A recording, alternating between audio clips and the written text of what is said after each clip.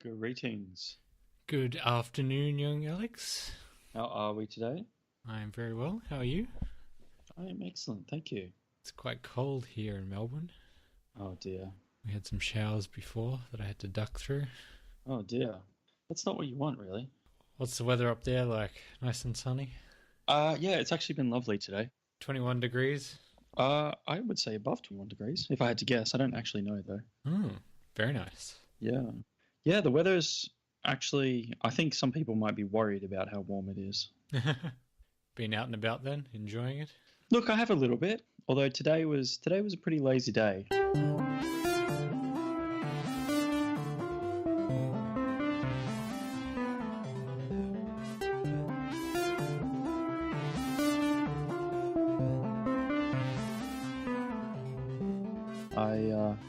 I was reading. Have you heard of the book Ready Player One? I think you might have mentioned it to me, or someone mentioned it to me. Yeah, I listened to that on Audible. I suggested that you might want to read it. Yeah, I'm about halfway through it. Yeah, it was a pretty enjoyable book. I like the imagery of the stacked caravans. Yeah, right. It's such an interesting idea, but I suppose that's exactly what would happen. Yeah, and then all the 80s references as well. Yeah, not that I understand half of them, but half of them I get.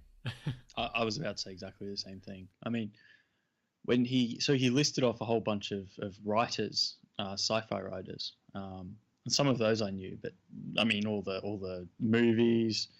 You know, I'd heard of some of the movies, but I haven't really seen most of them. And the games and the book, the films. Yeah, all way over my head. I knew some of the films and some of the music and that. Didn't know any of the book stuff there. Combined, we might have got most of it. Some of it. I wouldn't say most. Some. So you're enjoying that then? Yeah, it's pretty good. They're making a movie out of it. Really? Yeah. Already? Well, the book's actually been out for a fair while now, I think. Yeah, 2011. Oh, okay. Well, there you go. It's enough time. Even though it's I feel like it was super popular like maybe 2 years ago or something. So it must have been like a slow burn before people discovered it and then kind of took off. Well, I think that's going to be the case with a lot of work, though. Because I don't think this Ernest Cline has written that much. Yeah, this was his first book. It's good success for a first book, though. Oh, I'm going to say the character's a bit of a break from the usual. Well, I mean, sort of, in a way. The successful nerd. You've probably read it all before, though. Well, I mean, it seems to me that every time I read a book like this, I think, I just know what's going to happen. Like, he has a surge of success at the start. Something's going to knock him down, and he's going to be near to defeat towards the end, and then he's going to claw his way to victory. Yep. So basically, that's how I'm picking the storyline's going to go. He's had his surge at the start, and he's kind of riding high on that.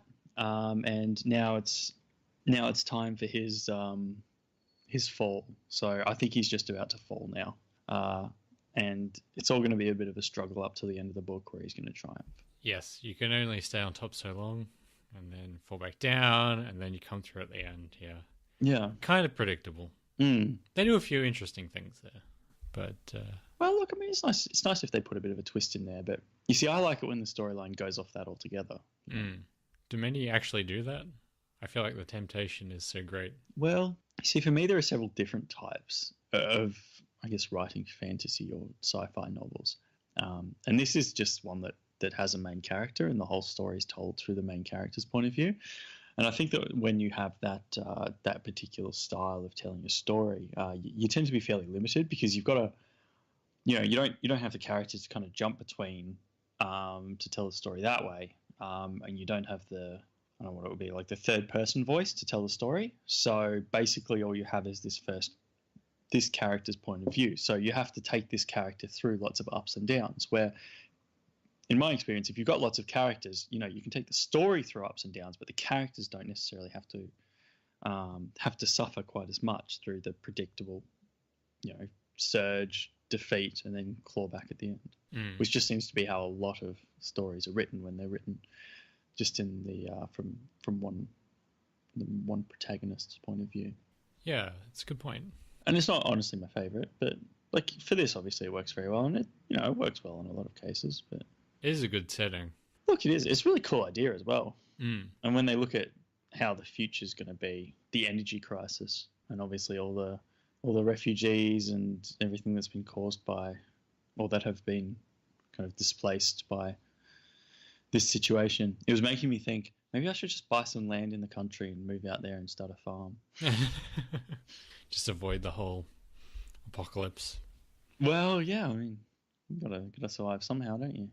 I like the idea too of the remote schooling through the virtual world. That's an interesting idea.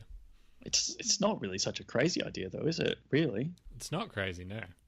Perfectly reasonable. In fact, like obviously virtual reality is coming now to a certain extent, and it seems to me that it's going to be happening sooner or later. So it seems perfectly reasonable. It's a very cost-effective way to receive an education. Absolutely. Whether the quality would go down or not, I don't know. You'd have to imagine in some areas, but maybe it could be substituted in others, and yeah. Well, yeah, you see, I'm not even so sure about that. Like, why would it have to go down? Because, you'd have a lot more resources, for one. You wouldn't have to pay for physical facilities, maybe server space or whatever.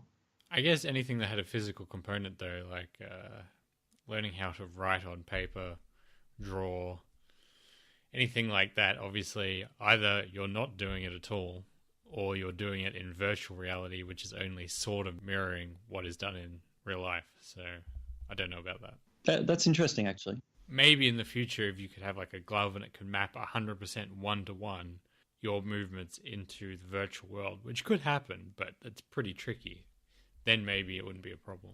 Well, yeah, you're right, actually. Yeah, I guess it just depends how far the virtual reality goes and where that technology sits with it.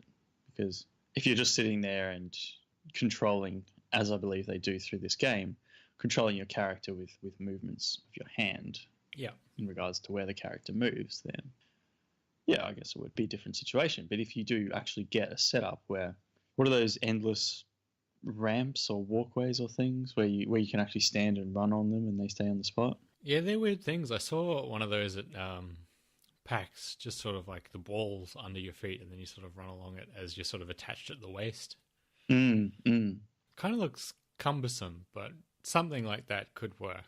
Well, I mean, obviously there's ways to refine the technology, but yeah, it's possible. I mean, even the handsets now, or headsets now for VR, the Oculus Rift, and what's the HTC one, the Vive? They come with little joystick type things that you can mirror some of the movement with. Like, it can track where your hand is in space, and then you've got a couple of buttons on it. And I think for even the Oculus one, you have some degree of movement, maybe with your thumb or something. I've tried that. Do you know? I tried in the Bendigo Harvey Norman. It's really cool. I think I tried the Vive. Yes, they've been pushing the Vive at Harvey Norman for some reason. It was pretty cheap from what I remember. It's like $1,000. Yeah, which isn't too bad for pretty cool technology. No, it's not too bad. But you also need, on top of that, a really high-spec PC to run it. I feel like we've had this discussion before. Yes. We have. Like, your Surface wouldn't be able to run it. Okay. Well, no, that's to be expected. You need a good video card, don't you? Yes, that's the most important thing.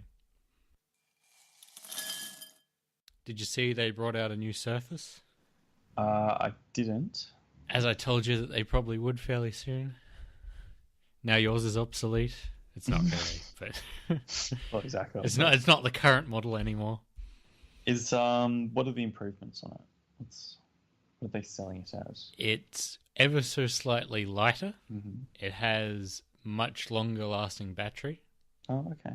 Yeah, I've got to say the Surface's battery is amazing. They're touting up to about 13.5 hours for like light usage, which is approximately like 50% more than your model. Yeah. Which is quite good. That's pretty decent. Their pen has like 3-4 times the level of pressure sensitivity, and it also has tilt detection, so you can do sort of like shading actions. If you remember back at the Steiner School, with a pencil you tilt it on its side and you do a nice bit of shading. I do remember that, yep. Yeah, so it has that functionality built in. Honestly, it's not that much different. It has the newest processors from Intel in there, which is where they're getting the battery life mainly. Yeah, it's not really revolutionary. It's just evolutionary. Do you think it's worth the extra money they'll be charging for it? Well, the base model is $1,100, but the model that's equivalent to yours is $1,500, which might actually be slightly less than the last model, because that seems slightly more reasonable. Because this is off Microsoft Store, of course. Yeah, I think the prices we were looking at were fairly similar to that. And that was from JB, which is usually undercuts the Microsoft Store. Yeah, true. Why is it that the Microsoft Store is not competitive? Do you know the answer to that? I mean, the same is true with like the Apple Store, right? As in, about 80% of the time, the prices are exactly matched the Microsoft and Apple Store at JB and all the other ones. And then whenever JB has a sale, it like drops by 10% or whatever. Yeah. So I think really the only difference is that Microsoft and Apple never have sales. They sell their product for the exact price that it is until it's discontinued. Whereas the retailers occasionally will reduce their prices. Okay. Do you know JB and Myers and a lot of the retail stores price dropped pretty dramatically when it was announced that Amazon are coming into the market? Really? Yeah. So their share prices all dropped a lot. Have you learned more about that? We really should know what's going on if we're going to talk about it.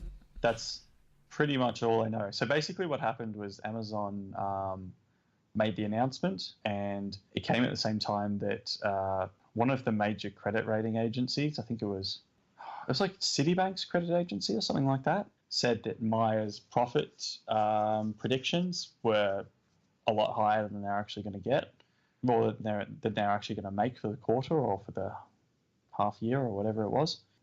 So Myers' stock dropped about 20% or over 20%. And JB Hi-Fi's stock dropped as well because it was estimated that their cut in the market was going to drop by X amount. I think it was like they were going to lose about 33% of their market to Amazon.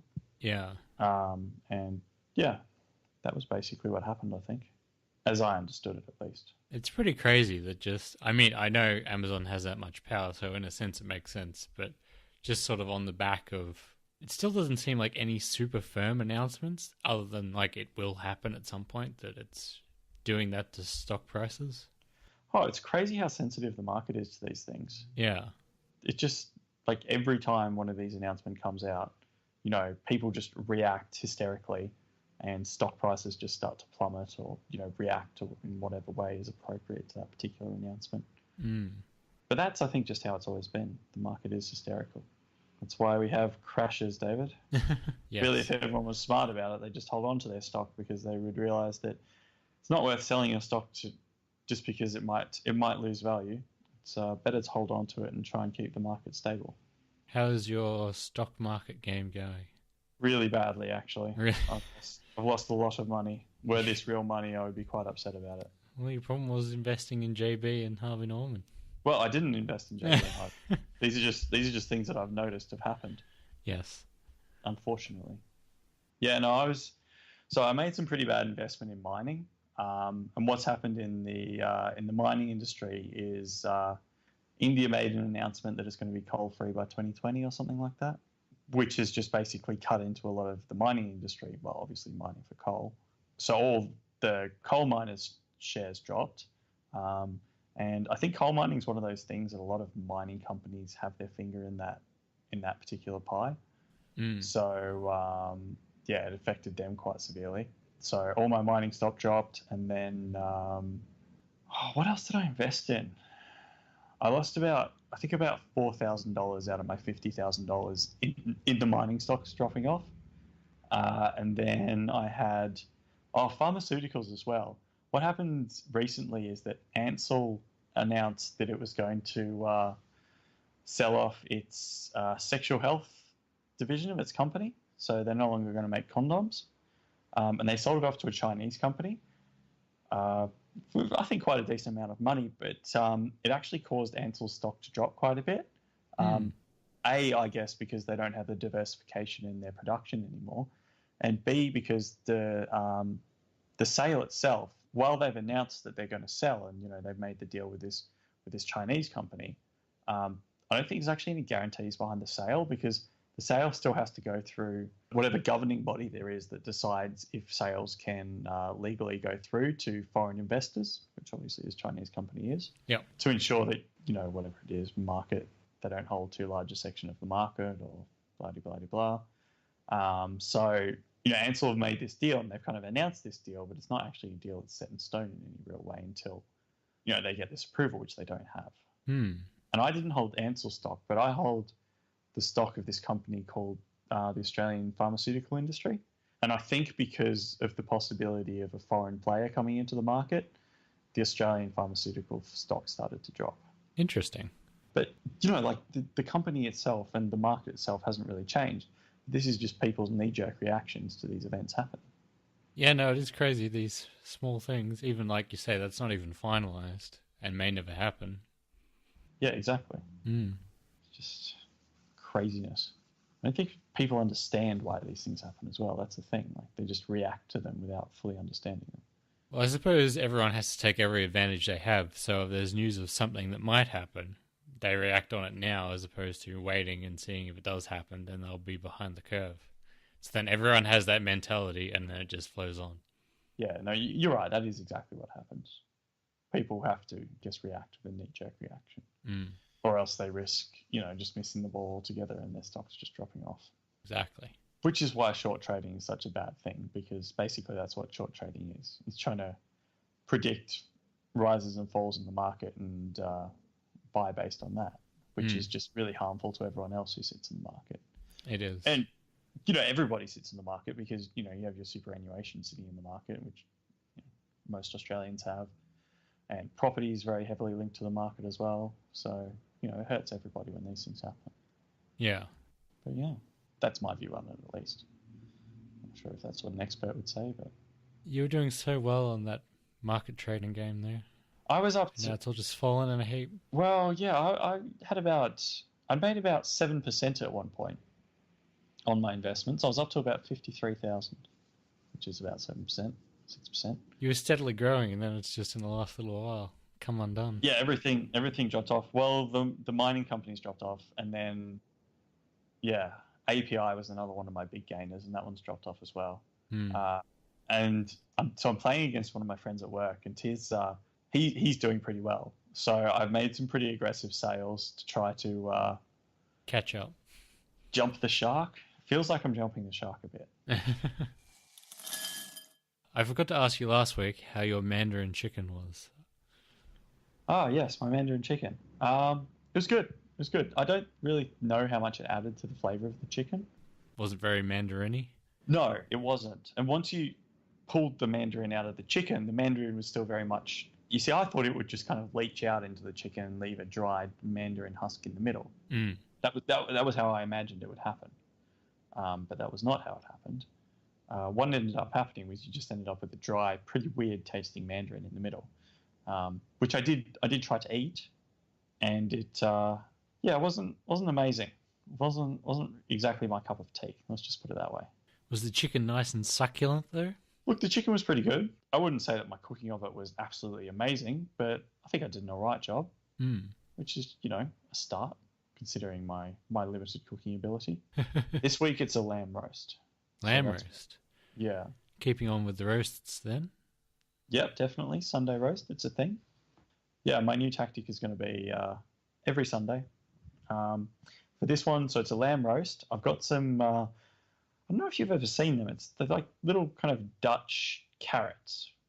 Dutch carrots? They're Dutch carrots, or that's what they're called at least. They're those little kind of baby carrots with the little stringy bits of carrots sitting out the end. And they're sold with the planty bit still sitting on the top of the carrot. Right. So they're just like a different shape to a regular carrot? Do they taste different? Well, I think they're a bit sweeter, maybe. Like a baby carrot. Kind of like a baby carrot, but like an unrefined baby carrot. Okay. So the recipe called for these Dutch carrots, or you just saw them and went, ooh? Oh, there is no recipe. I'll just make it up. No, well, I didn't think so. So you just saw them and went, "Oh, they look interesting." Yeah, I guess. Or I they thought had that it no would other go. carrots. You wanted carrots, and they were the only ones they had. No, I guess I thought that it would go well with lamb. You know what I'm Okay. saying? Yeah. Like I thought this would pair very well with lamb. Bit sweeter. Yeah, look, I think they're a bit sweeter. I'm not actually 100% sure, but they look a bit they look a bit sweeter and they look a bit more delicate. And I could imagine Chef Ramsay serving them up with his Yes. lamb. Yeah. So that's kind of my logic for all that. I bought a cookbook today all about curries. Oh, I love a good curry. Curries from around the world. Curry is delicious. Yeah, it's great. It's probably the main thing I eat.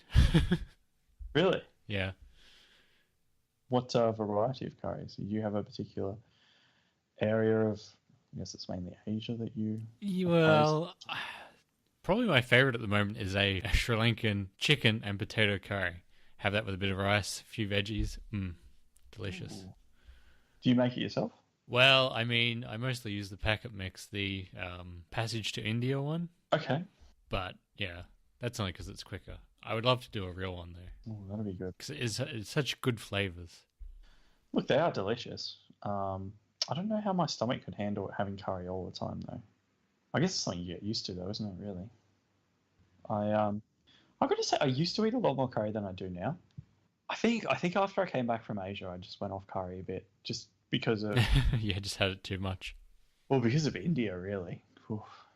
You don't like the Indian curry? Too spicy? Too saturated with strong flavors? No, you see, that's not it at all. I quite liked a lot of the curries I had in India, but my problem with India was the entire time I was in India, I just felt unwell. Mm. The diet for me, I just didn't feel like I was getting many vegetables in my diet. Yeah. Probably getting maybe a serve a day, if that. Yeah. And just days purely without vegetables at all. And I was also, I think the problem was it was really hot when I was in India. So I was drinking a lot of soft drink. And I didn't realize it at the time, but I think that was also making me feel sick too. Mm. Because, you feel thirsty, but you also feel like you need some energy because it's so hot. So you think, oh, a soft drink would be perfect right now. You have the soft drink and then your stomach just feels unwell because you've had a curry with the soft drink as well. Yeah. Makes sense. And then that's put you off a bit. Yeah, and the food isn't of a very high quality. There isn't any fresh food there really. It's all, I guess, packaged food. You really don't have much positive to say about India, do you? Look, India's an amazing country, but I think it just wasn't for me. It's fair enough. I think that's really the thing about India. Mm. Some people love India. Oh my God, some of the people there, they just said, oh, I could spend my whole life traveling around India. It's so cheap. It's so wonderful. Everything's so different, which it was. It had some really cool parts, but I just didn't like the attention I got there. The lifestyle wasn't for me. Everything was so incredibly busy. Mm. Yeah. No, well, that's fair enough. So many other places in the world. Look, there really are.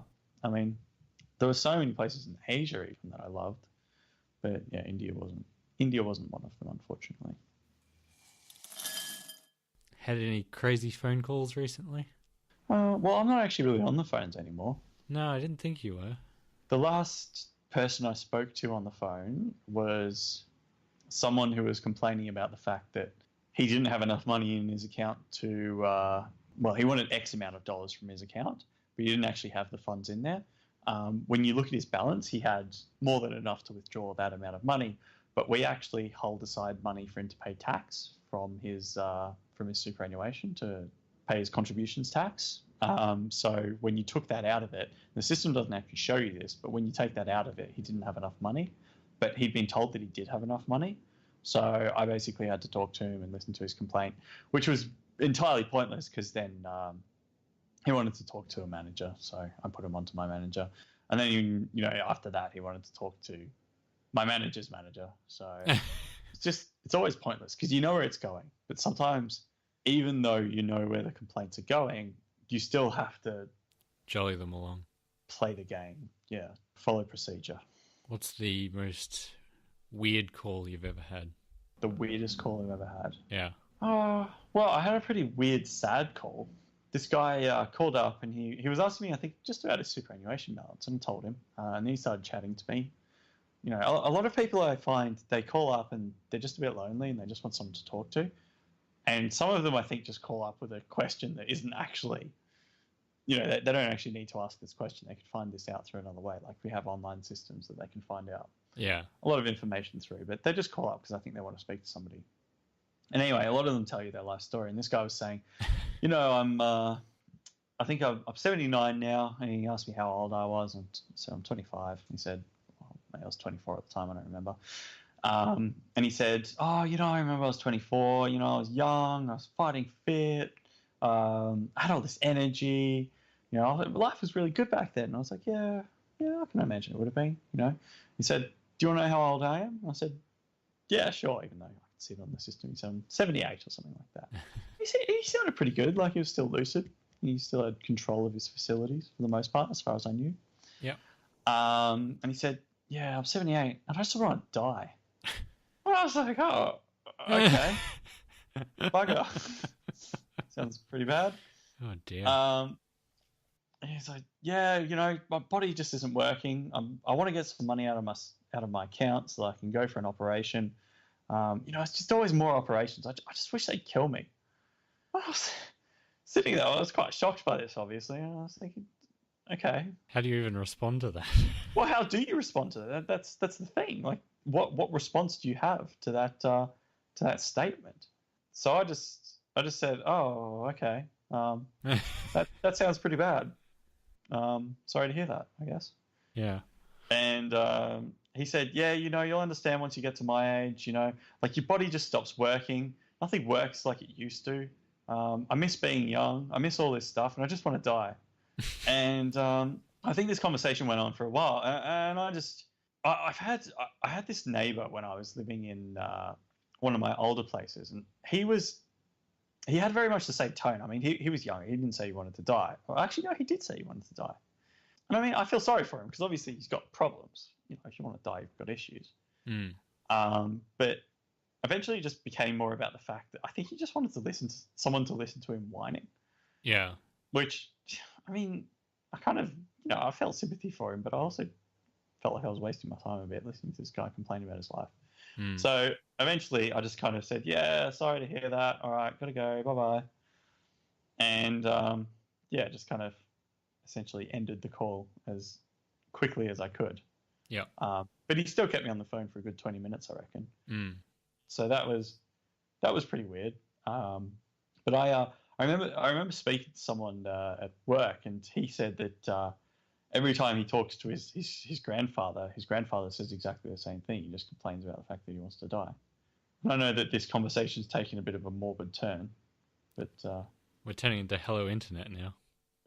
Are we? They always talk about death and mortality. Do they? Yes. Well, okay. Although on the most recent one, they were more talking about what they're going to do in retirement. Gray wants to keep bees. Oh, really? Yeah. That's interesting. Oh, the Bee King. Yes. I didn't listen to it, but I saw the title. What are you going to do when you retire?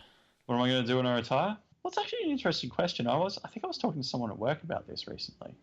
Look, I suppose what I'd do would be... I've always thought I wanted to have a place in the country, but I also don't really have a very solid plan about what I want to do. You know, like I have these vague plans. I'd like to, you know, have a house in the country. I'd like it to be one of those, I guess, almost stereotypical country places that are just super relaxing and they have really nice kind of beautiful kitchen facilities and you make all this wholesome, delicious food there and all that kind of stuff. If you know the kind of image that I'm trying to project to you here. Yeah, it sounds nice. I think I would be agreed with that is a good thing to do. Just because it's nice and peaceful, but yeah, the thing is, I couldn't do it at this stage of my life, certainly. No. Just because the city life, I think, is just a bit too appealing for a young person. But yeah, like I'd like to do that, but I'd also like to be rich when I retire. That's an interesting mission statement, Alex. That's not really what you're going to do. That's just what you are. I'd just like to be rich and enjoy my money. Well, yeah, I mean, that's part of it, I suppose. So you don't want to keep bees? Do you want to have a farm? Look, I wouldn't like to have a farm. Have a vineyard? Oh, look, a vineyard, yes, but obviously only a hobby vineyard that I don't actually really do any work in. So I'd employ the people that do the work. Yeah. I'd be the vineyard boss without actually doing any of the vineyard work. Or would you prefer a small boutique brewery? Look, a brewery wouldn't be bad, certainly. So I was never a big beer drinker before, but I've kind of gotten into beer a bit. And I do like the craft beers. They're delicious.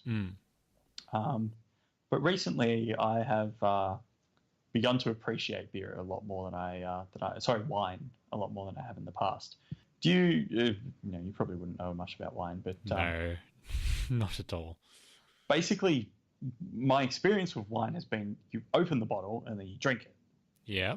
Seems logical, right? But I also knew that you do have to decant wine, but I didn't really know any of the details around it, or why you should do it, or the fact that it does actually improve wine. But what you should actually do is decant the wine first and let it sit and react with the oxygen, and then the wine actually becomes noticeably better to drink. Okay, so what's the process involved in that? Just tipping it into another vessel, or just opening the bottle? Well, I think you can open the bottle, but if you open the bottle, obviously only the wine at the top will react with the oxygen. So that's why they have decanters. They have those big, wide kind of vessels, I guess, that I guess let the wine react with as much of the wine react with oxygen as possible. Do you mix it around or something? Well, you can mix your cup around. I guess you can mix the wine around. But I suppose once it's been poured out, once you kind of pour it out, it splashes around and it gets air all through it. I guess that's true, yeah. Maybe that kind of does the trick. Look, I don't really know. I mean, I guess I'm kind of, to a very large extent, guessing. So what you really need is a wine fountain. Yes, but the problem is it can't be exposed to air for too long. So, if you wanted to have a really, really big night of wining and dining, then you could fill the fountain up with some wine. And then, just let it rip. Yeah. But obviously that wouldn't work on a general basis. You couldn't just have the wine fountain running 24/7. So how long is too long then? We're talking hours or days? I think maybe days, but not many days. A few days. Yeah. Just enough days to ruin the wine, I think. That's probably how it works. It's all very sophisticated. Look, it is. And obviously I'm not a wino, so I don't really understand the intricacies of these things. It's funny you say that because I've actually had a very interesting offer from my housemate. So, as you know, with my house at the moment, it's quite a decently sized house. I have quite a decent sized room. And I didn't really show you my housemate's room, but she has quite a small room. Yeah. But her girlfriend is thinking of moving in with us. And my housemate's asked if that's all right with me. And I said, that's fine. And her offer was, because between the two of them, they'd have quite a bit of stuff and it's just not going to fit in the small room.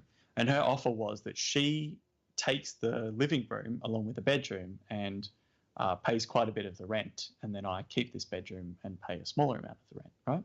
Mm. Which is actually a very good offer for me because it would make my rent incredibly cheap. But obviously then I'd lose the living room. Mm.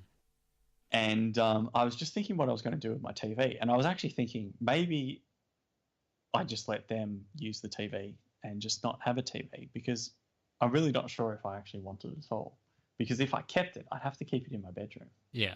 And I'm not really sure I want a TV in my bedroom. But how will you watch all your TV? How will you see A Current Affair? Today, tonight. Do you know how I'm going to see those, David? I'm not going to see them. Ever. I suppose you can watch them on your Surface. But it won't be live. It'll be delayed. I've told you of my disdain for A Current Affair and basically all of those ratty reporter shows. I know. I'm just teasing. I know you are, but still, I just can't even think of them without being mad. Oh, no, they're terrible. Such disgusting... They're just the worst of humanity in a TV show. Yes. They're just soap operas posing as news. They are. That's exactly what they are. But the fact is they pose as news. They pose as reporting when they're not. Mm. if anything, they're opinion pieces. They're not actual journalism in even the slightest way. No. And they always sensationalize everything. And get half the things wrong because it makes for a better story. Exactly, they do. I think I've mentioned my disdain for journalism in general. Because it's a profit-driven industry, it will never have any integrity. Well, it used to have a lot more integrity than it does now, though. And it was still a profit-generated industry back then. Well, yes, but was it to such a large extent driven by profit? Maybe not. I feel like there's just more competition now than there ever was, though, right? So there's more things taking the eyeballs of people. And so they feel a need to be more sensationalist. And because they're getting less viewership or readership, then they have less money to work with. So then they cut down on their journalistic integrity so they can pump more stories out with less resources. You know what I mean? I do know what you mean. Yeah, and that's a good point. And it probably is a large part of the problem. But, and I mean, I don't really feel like I'm one to talk because I work for the financial services industry, which is entirely profit-driven and has zero integrity. Yes. But it's a bit different, right? Because you're not informing the world of things. Well, you're not shaping people's viewpoints. No, you're right. You're merely just taking their money. I am just taking their money. Yeah. I do feel that the services we provide are they're definitely needed for the world as it is at the moment. But the fact is, I feel that the world as it is at the moment is not the way it should be. Did you read any of these articles I sent you last week about the shopping trolley or the Internet of Things? Look, David, I meant to. Oh, that's fine. You're not sending me any things to read, though, Alex. No, I'm not. I don't read the news, though. I actually just don't read articles, which is probably a lot of the problem. But surely you must come across something. But you see, because I don't have Facebook and I don't read the news, so I don't really have anything to come across. Is that because you don't want to read the news, or why? Yeah, well, mostly. It just doesn't really interest me. I feel that what's the point in staying up to date with current affairs when I understand the purpose of it, don't get me wrong, but yeah, I don't know. Nah. But is it just because it's too general for you? Isn't there something that you'd like to get the latest information on? Like, for example, I send you a lot of tech things because I have my own feed of news articles coming into me that are related to tech and things that I've specifically seeked out over the years and then have added them to a list of news sources that I get into me. Yes, look, I suppose my recent interest would be the financial markets. Yeah. Stock markets. So yes. So you could just put together a list of those and then you could get that news coming into you. Okay, I suppose so. Very bespoke. How do you do that? Well, I use a fairly ancient technology called RSS, which stands for, well, it stands for many things, but the one I think most people go with these days is really simple syndication. And most websites have this offered. And so if you find a website that's particularly interesting to you, you can add it to your RSS feed, that they usually call it, and then you can have that come into your inbox. The best service these days, it used to be Google Reader, but that's been discontinued a long time ago now, is Feedly. So if you go to, I think, feedly.com, then you can just have a free account, open that up, then add news sources as you want to it. Okay, so it's got like a green app? Yes. I will recommend a better app to you than their official one, but if you want to just get started, their official free one is actually not too bad. Okay. I'll give her a go. Give her a shot. This is actually quite a good idea. I like this. Yeah. I wasn't aware that such a thing existed. Not too many people are, because a lot of people get their news through Facebook and that these days. Which is, it goes through so many algorithms before it comes to you, and really only the biggest trending news stories end up popping up. And it's not really tailored to your interests either, necessarily. Some of it is, but a lot of it isn't. And you get so many ads with it too. Whereas this is all Like the technology that this is run off is very open, comes direct from the publisher into your inbox, and it's just text and images, none of the other stuff. Okay. Yeah. I like it. Some news sources will only give you like maybe the first 2 or 3 paragraphs in the feed, and then if you want, you have to click through into their website to see the full story. Yeah. But even that's not too bad. It's not too annoying because you can still filter through most of the stuff, go, well, that's not interesting. And the few things that are really interesting to you, you go, oh yeah, I will actually go look at the site for that. And they've got to make money somehow too. So if they show you a couple of ads at that point, you go, okay, Okay. Yeah, no, I like it actually. I've already downloaded it, so I'm just having a look at it. Mm. Okay, so I need to create my first source. This is very good. I'll definitely give it a go. Mm. Business Insider. Cool. Yeah, and then you've just got to, if something that you're getting a lot of articles that are useless to you, you got to get rid of that feed. Otherwise, you'll stop looking at it, right? You've got to have it low enough volume-ish that you can probably kind of flick through it once a day, probably, and then you see if anything's interesting to you. But have enough news sources in there that you do get the interesting stuff that you'll find relevant to you coming in. Yeah, okay. Yeah. So it takes a bit of maintenance to get set up in the first place, but once you get that sweet spot, it's actually really cool. Okay, cool. Yeah, all right. Well, I'm definitely going to do that, and then hopefully I'll have some good articles to send to you. I have actually been thinking as well about my investments in the stock market and what areas I'd like to invest in, and because we were talking about VR technology earlier, I was thinking that VR would definitely be a growth industry, but I don't think there's been any hugely breakthrough technology just yet. No, it's all kind of iterative. Although it's getting kind of cool. And you can buy stuff for the PlayStation now for like $500. It's kind of cool. Yeah, okay. And have you played around with Google Cardboard at all? No. No. That's interesting just because everyone has a phone and it can like run on basically any phone. It's not nearly as good as the other ones, but it is interesting that it's so accessible for people. Okay. Because there are like goggles that you can put your smartphone into, right? Yeah, that's what I'm talking about. Oh, okay. So that's what it is it? Okay. That's really interesting. Yeah. Divides it into 2 screens. You put it up close to your face with a couple of lenses in there. And again, it's not nearly as good, but it's impressive how good it actually is. Okay. For something that everyone has with them all the time. And I'd imagine a lot cheaper as well. Well, I mean, you've already got the phone, so the cost of like the cheapest one, which is the Google Cardboard I mentioned earlier, is literally made out of cardboard, but it's the same idea. You put your phone into it, then hold it up to your face, and then you've got it. That's like, I don't know, $14. You can buy it on eBay. Yeah, wow, okay. The more sophisticated ones obviously range between $50 and $150 or something.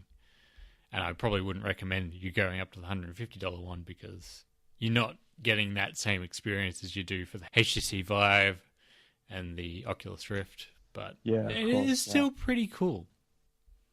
Yeah, okay. And obviously, as technology advances, that might be the thing that most people will use, at least initially. Yeah, of course.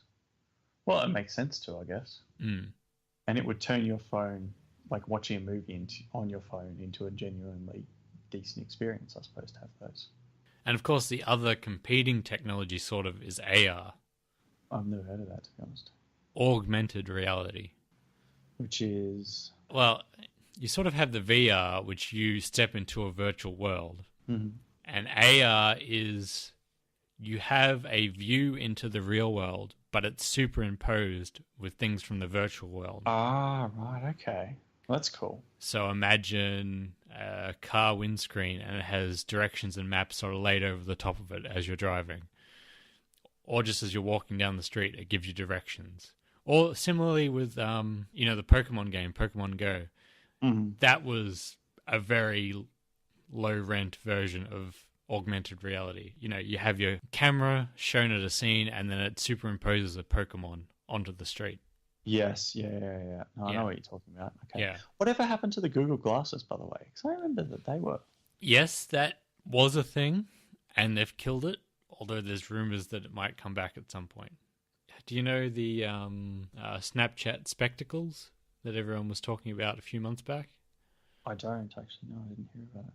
Snapchat released, well, kind of released. It wasn't actually available for sale, but they dropped a whole bunch of vending machines around America that had these spectacles, which were similar in some sense to Google Glasses. Well, not really, because they had no smart assistant technology in them. They were literally just a pair of sunglasses with a camera stuck in the side. But people went crazy for these things for a very short period of time. I haven't heard much about them recently. It's really weird how companies do that, but I suppose there's all reasons behind it, isn't there?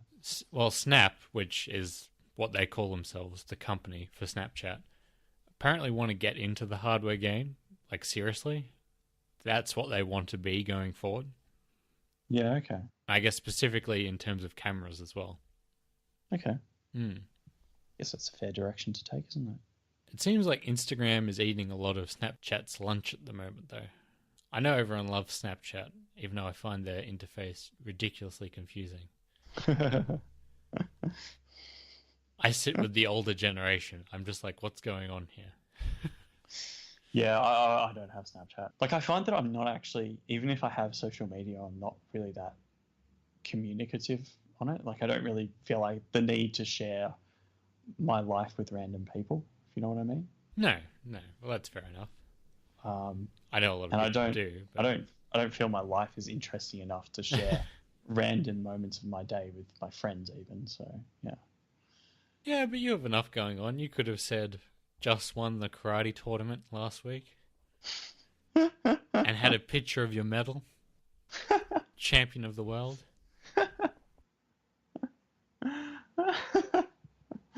Yeah, you're right, actually, yeah. That's interesting to people. Find it inspirational. Yeah, I suppose so, yeah, you're right. Yeah.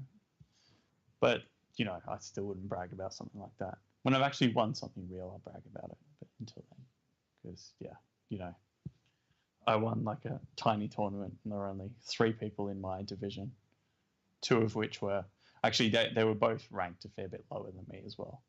So, yeah. That doesn't matter. You still won. You were still the best of that division at that particular time, at that particular location. Look, I mean, a win's a win. Exactly. You got to be happy to walk away with that. I guess so. Yeah, I guess so. I mean, yeah, you do have to take pride in your victories, but at the same time, it's, I don't know, I'd like to achieve. Otherwise, where does your motivation come from to go forward and be better? Well, this is... If everything you do is just, you know, average. Well, this has given me motivation to be better because I don't feel that I performed particularly well. Even though I won, I feel like I could have and should have performed a lot better. Well, you can certainly have reason and the ability to see where you can improve, but you have to celebrate your victories. Yeah, no, I think you're right. Even not crazily, but you have to go, yeah, I did well. I could have done way better, but I did well. Yeah. No, you're right about that, actually. I think I do think that, but I also think that now is the time to be hard on myself and to try and push myself to do a lot better. Have I told you that I do X amount of push-ups every day? It was 100, but I'm actually now going to raise it up to 150. Wow. 100's pretty good. I don't think I could do 10. One of those things, though, it's all about practice. Like, once you get to the point that 100 isn't hard, then, you know, it's not actually a big deal to do 100 because, you know, I get up in the morning and I try and do 30. And ideally speaking, I would be doing 60 in the morning or 80 if I could. And then, you know, I go to the gym during lunch, and at the gym, I can do 30 to warm up. So, you know, bam, I could have done by lunchtime, I could have done 100 push-ups. Because, you know, I'm now fortunately at the point where I can do my push-ups in sets of 30 or possibly even more. So, you know, like, it's not hard to get to those numbers once you're there and if you're dedicated. I guess that's true. It's just, again, about consistency. I've got to say, I don't really feel like I've ever had the body for push-ups just because, like, my torso is so long and thin. Long torso. Long and slender. Petite torso. Slender man. Slender man. Slender man 2.0. Yes. Yeah. Slenderman fitness. What does he do? He just walks through forests and scares children, doesn't he? Does he actually kill people? I don't know. I really don't know. Yeah, I don't actually know what Slenderman does. So, thanks again for joining me this week, Alex. Not a problem. Always a pleasure. A special thanks goes out to your mother for supporting us on Patreon. I hope, although she's the first, that she won't be the last. We've got our $1 a month pouring in. We've made it. Yes, we're rolling in it now. Mm-hmm. If you could leave us a review on iTunes, that would be mostly appreciated. And you can follow us on Twitter at Tangential Soup. Until next week, bye. Ciao.